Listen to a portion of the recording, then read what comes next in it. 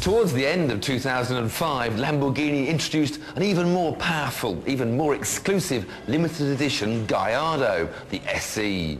Jason went to a frosty track to give it some stick. Most cars are honest, God-fearing machines. They have a simple purpose in life: to get you from A to B in comfort and safety. But there are some terrible sinners out there, cars that seek to tempt you from the path of righteousness at every turn. And none more so than the new Lamborghini Gallardo SE. Compared to the standard Gallardo, it's more powerful, more expensive, and even more exclusive. It's so bad, it inspires all 7 of the deadly sins.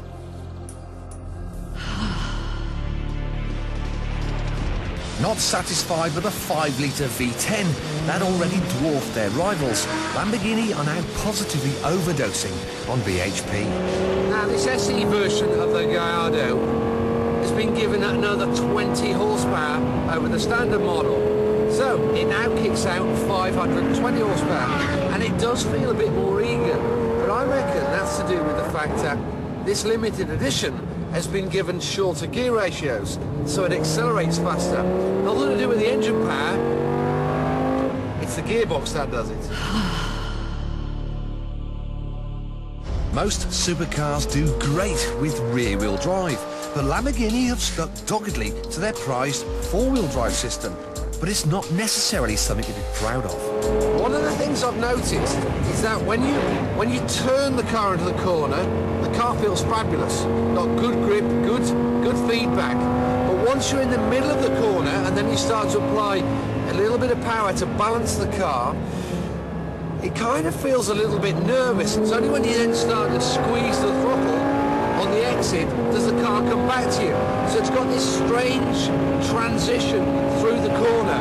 Some of that is to do with the four-wheel drive system, but some of that is to do with the setup.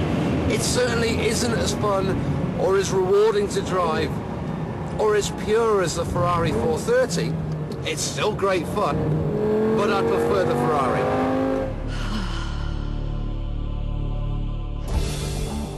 Will owning an SE make people jealous? Of course it will. The car costs £140,000. Only 250 will be made. And I mean, look at it. It's absolutely gorgeous. Inside you get hand-stitched leather, a multimedia screen, and the display for a rear-view camera.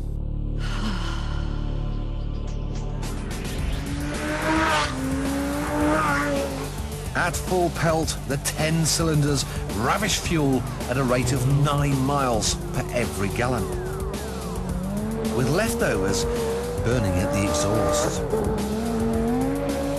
It's a spectacular way of gorging on fuel.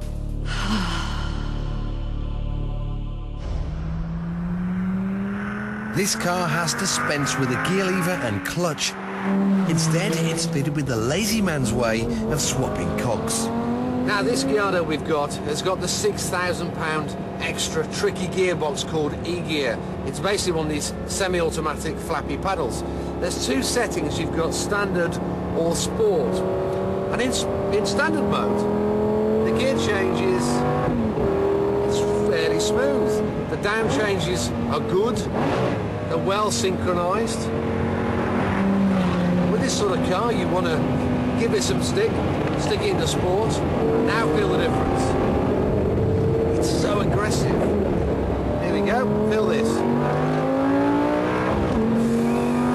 I can hear the drive shafts almost wanting to snap. I can hear the prop shaft down the middle of the car hitting the underside. Ooh, it just doesn't feel nice. It feels too aggressive. Not for me, I'm going to go back to normal. I'm afraid the anger's on my part, and it's all to do with the over-officious ESP traction control system. I want to drive the car. I don't want a box of electronics dictating what I can and can't do. Just won't let you turn the thing. I love this car, but I can't drive it as I want.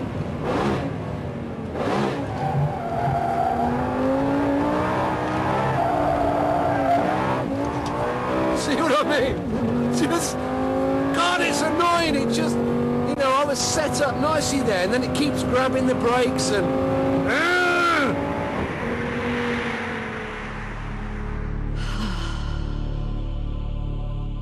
So I've spent a day with it, but would I love to own one? No.